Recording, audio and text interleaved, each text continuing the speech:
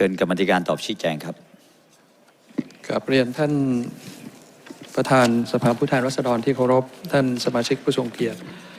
ผมพุทธิพงศ์ปุณกันประธานกรรมาธิการนะครับต้องกราบขอบพระคุณเริ่มต้นจากคุณหมอชลน่านสีแก้วนะครับที่ท่านคุณหมอชลน่านสีแก้วได้กรุณาได้สงวนคำแปรยติไว้ว่าอยากจะให้เป็นแนวทางในการที่ถ้าเกิดมีคณะกรรมการหรือบอร์ดของกสทชเนี่ยอยู่ไม่ถึง4คนนะครับก็อยากให้คนที่รักษาการอยู่หรือคนที่ปฏิบัติหน้าที่อยู่นะระหว่างที่จะสรรหาใหม่อยากให้มีการใช้อำนาจหรือการดำเนินการในฐานะที่เป็นบอร์ดอยู่เนี่ยเฉพาะเท่าที่จำเป็นเท่านั้นผมก็กราบเรียนว่าเรื่องนี้ก็ได้มีการสอบถามในหลายประเด็นนะครับว่าปัญหาที่เกิดขึ้นก็เป็นเรื่องของการบริหารจัดการถ้าเหลือน้อยกว่า4คนแล้วให้ทำเฉพาะจำเป็นก็ต้องมาตีความกันอีกว่าจำเป็นนี่คืออะไรบ้างซึ่งโดยปกติจำเป็นก็คือภาระปกติที่มีหน้าที่ที่ต้องดำเนินการอยู่แล้วนะครับเพราะฉะนั้นการที่มี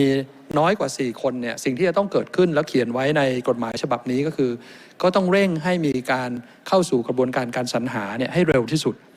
ซึ่งอันนั้นก็เขียนไว้ชัดเจนถึงแม้ว่าจะเหลือ4คนลงไปนะครับหน้าที่เขาก็ทำในหน้าที่ที่จำกัดที่เขาต้องทำอยู่แล้วแล้วกระบวนการสรรหาก็ต้องเร่งสู่กระบวนการสรรหาเพื่อเติมหรือหาคนเข้ามาทดแทนหรือให้ครบตามจำนวนที่ได้ระบุไว้ในกฎหมายเพราะฉะนั้นเรื่องนี้ผมกลับเรียนว่ามีความจำเป็นจริงๆที่ต้องให้อำนาจเขาบริหารจัดการได้ต่อเนื่องนะครับในเรื่องที่2ขออนุญาตตอบท่าน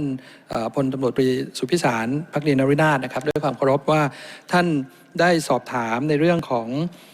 บทเฉพาะการที่เขียนเอาไว้ว่า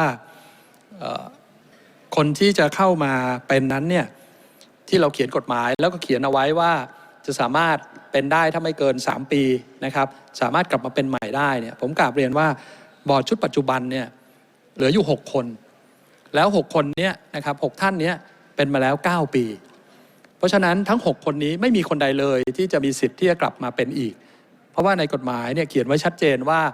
1คนเนี่ยเป็นได้แค่1เทอมหรือ1สมัยเท่านั้นก็คือ6ปีเท่านั้นแล้วกลับมาเป็นไม่ได้อีกแล้วนะครับเพราะฉะนั้นเพื่อตอบคำถามก็คือ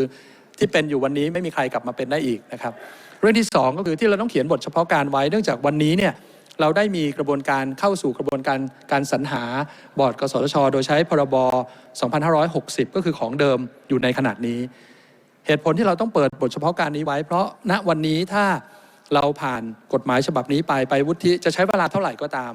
แต่ระหว่างนี้มีการใช้พรบฉบับเดิมสรรหาไปก่อนเพราะฉะนั้นเมื่อไหร่ก็ตามที่กฎหมายที่กำลังเข้าสภาอยู่ในขณะนี้เนี่ยมีผลบังคับใช้ก็หมายถึงว่ากระบวนการที่เดินทางมาทั้งหมดของที่ชุดที่กำลังสรรหาอยู่นี้ต้องจบลงแล้วก็ใช้กฎหมายฉบับนี้ทันทีเพราะฉะนั้นความสำคัญของกฎหมายฉบับนี้ที่กำลังพิจารณาอยู่ในสภาผู้แทนราษฎรในวันนี้ก็มีความสำคัญมากว่าเมื่อไหร่เสร็จกระบวนการมีการประกาศใช้บอร์ดที่เป็นอยู่ก็ต้องหมดทันทีเพราะฉะนั้นถ้าเราไม่เปิดช่องว่างตรงนี้ไว้คนที่เข้าไปสมัครอยู่ตอนนี้นะครับเขาอาจจะเป็นได้6เดือน3เดือน7เดือนหรือ1ปีเนี่ยเขาต่ำกว่า3ปีก็ต้องให้สิทธิ์เขาเข้ามาสมัครแต่ก็ไม่ได้หมายความว่าจะได้เป็นนะครับแค่เปิดสิทธิ์ให้เขาเข้ามาสมัครก็เข้าสู่กระบวนการสรรหาอีกรอบหนึ่งถ้าไม่ได้ก็คือไม่ได้นะครับงั้นก็กราบเรียนว่านี่เป็นการกระบวนการที่ให้สิทธิ์ทุกคนนะครับโดยที่ไม่ขัดต่อหลักกฎหมายครับขอบพระคุณนะท่านประธาน